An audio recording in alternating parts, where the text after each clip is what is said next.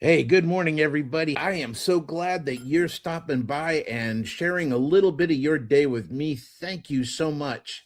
Let's get started. My name is Rick White from 180 Biz, and this is My Just One Thing. We're a coaching and training company for the independent auto and truck repair shops. So, what are we going to talk about today? I'm going to sound a little brazen here right now. I need you to understand that you can't half ass success. Let me say that again. You can't half ass success. What do I mean by that? Most people don't fail because they're capable, they fail because they stay committed enough to stay frustrated, but not committed enough to transform. Because there are shop owners everywhere who are working really long hours and care deeply and they want success so bad they can taste it. And still they stay stuck for years. Why? Because wanting success and committing fully to success are not the same thing. You can't build an exceptional business with partial commitment. It doesn't work. You can't half lead your team. You can't half follow your processes. You can't half own your mistakes. You can't half commit to growth and expect full results. And that's the disconnect. So most people, they don't recognize fragmented commitment, right? Commitment that's splintered because they confuse intention with execution. What does that mean? Half-assed success looks like wanting higher profits, but refusing to enforce the sales process. It's wanting accountability while avoiding difficult conversations. It's wanting freedom while refusing to delegate. It's wanting elite employees while remaining inconsistent as a leader. What else? Wanting change while protecting comfortable habits, attending training but never implementing, and then starting systems but never maintaining them. So I think this is really, really important to understand. Interest feels really good. Hey, I'm excited about this. I want to learn about it, but commitment is uncomfortable. Commitment is so uncomfortable. You know, right now I'm on this path for losing weight and getting healthier. And let me tell you something. I went to the gym yesterday and I kicked my own ass. I'm walking out and I see my reflection, and it was kind of just deflating a little bit because I'm working really, really hard and I'm not seeing anything happening right now. And this is the definition of resilience. Resilience is doing stuff that's hard to do, that's hard to keep up with without seeing instant gratification. And resilience is such an amazing word. But man, when you're living in resilience, it sucks. And I hope that makes sense to you guys. So, commitment, because it feels so uncomfortable, this is why so many shop owners stay interested in growth. They want to learn more about it, but they're not willing to apply. And it's because they're not fully committing to the transformation that's possible in their business. Where in your business are you giving partial effort while expecting full results? And it doesn't even have to just be your business. Can we agree that can be anywhere in your life? It can be with your health, right? Your physical health, your mental and emotional health, your relationships, your family, your faith, finances. These all contribute to overall feelings of success. When you don't have solid commitment, that creates inconsistent actions, and that inconsistent actions create unstable businesses. See, when leadership is inconsistent, your teams stop trusting the leader and they stop following standards or keeping standards. Accountability weakens, the culture becomes reactive, and then performance becomes predictable for everybody. Okay? Your business always reflects the standards you consistently enforce, not the goals you occasionally talk about. So, what does partial commitment look like? It looks like a disconnect. And in that disconnect, it creates frustration, it creates exhaustion, resentment, self doubt, because people know when they're holding themselves back, when we're not putting ourselves fully out there. But here's the thing. Success is expensive. Failure is expensive. Being busy is expensive. Being slow is expensive. But guess what? You get to decide with your actions what you're paying for. Does that make sense? And I need you to understand that success, while it's expensive, it's not financially at first, right? It's emotionally, it's mentally, and it's with your behaviors. That's where it's expensive. It's doing the work when you don't recognize and see the difference right away. That's huge.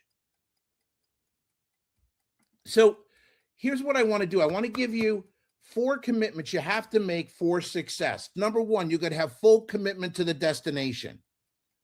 The destination is where you want to go. See, if your destination is unclear or undefined, your effort becomes scattered, right? This is where you start to drift. You don't know what you truly want. And because of that, you chase too many rabbits, and that's causing you to react instead of leading intentionally. I'm going to give you an action step. I want you to define what kind of business that you want. What kind of life should it create for you and your team? And what must become true to achieve it? Because clarity fuels commitment. That's worth writing down. Clarity fuels commitment. Commitment number 2, you got to have full commitment to personal growth. The business cannot outperform the owner consistently. It doesn't work. So your growth is going to require humility. It's going to require learning, self-awareness, emotional discipline, coaching, and adaptability. I want you to recognize you can't be the only one growing. So here's your action step for this commitment. I want you to identify one leadership skill you've been avoiding developing. See, your business grows to the level your leadership allows. I think that's huge.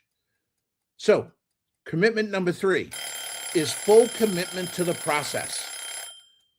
Success does not come from occasional intensity. It comes from consistency, repeatable, sometimes boring consistency. Great shops win because processes are followed consistently. Standards are reinforced daily, and accountability becomes normal. So your action step here is to identify one critical process currently being tolerated instead of enforced. Because your standard isn't what you talk about, it's what you tolerate. Commitment number 3, full commitment to ownership. You got to let go of the excuses. You got to be able to own where you're at. If you want to go somewhere truly amazing, then you got to own where you're at. See, excuses protect your ego, but in the doing that, they destroy your future. And owners are going to stay stuck when they blame employees, customers, vendors, the economy, competition, timing. Ownership changes everything because it restores control. Now, understand, taking ownership doesn't mean I accept blame. It means I accept responsibility. I'm not going to sit here and blame myself for where I'm at health-wise. It's a waste of energy, right? It's an exercise in futility, no pun intended. What you've got to be able to do is understand that it's my responsibility to just make it better. It doesn't matter what got me here. It's what am I going to do now? Do I give up? Do I talk about getting healthier, or do I start to do something about it? That's what it's all about. Okay. So here's your action step.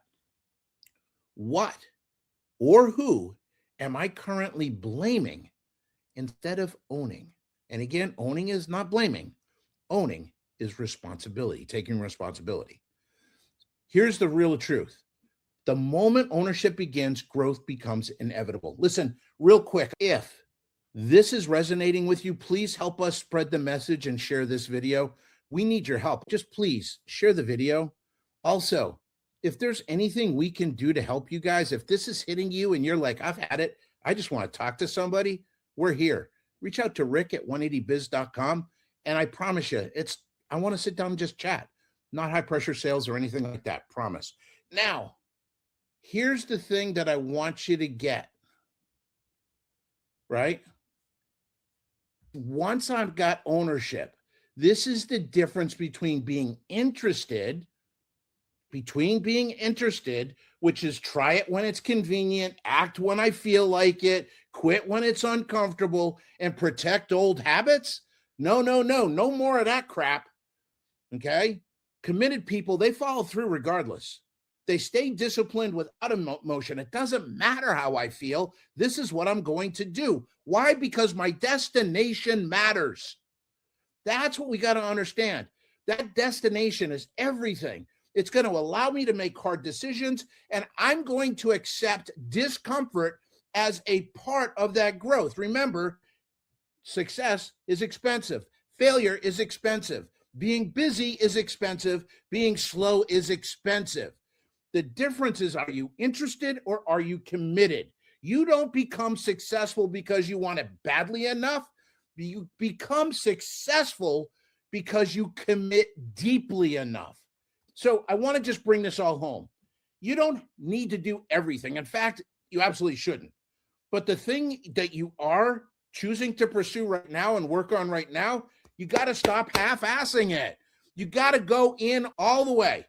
So here's some final reflection questions. Where have you been dabbling instead of committing? What conversations have you avoided? What standards have you tolerated? What version of success are you trying to build while remaining partially committed? Because here's the thing. Your future will not be built by occasional effort. It's going to be built by consistent, aligned commitment, because you can't half-ass success. I'm going to give you one takeaway. I want you to identify one area in your business where your commitment has been inconsistent. So then I want you to do 4 things. Number 1, define the standard. For that one area, what's the standard? Number 2, commit fully. Like burn the boats, baby. There's no going back. Number 3, enforce consistently. Number 4, stop negotiating with yourself. These are non-negotiables. You do it every day, every time, end of story.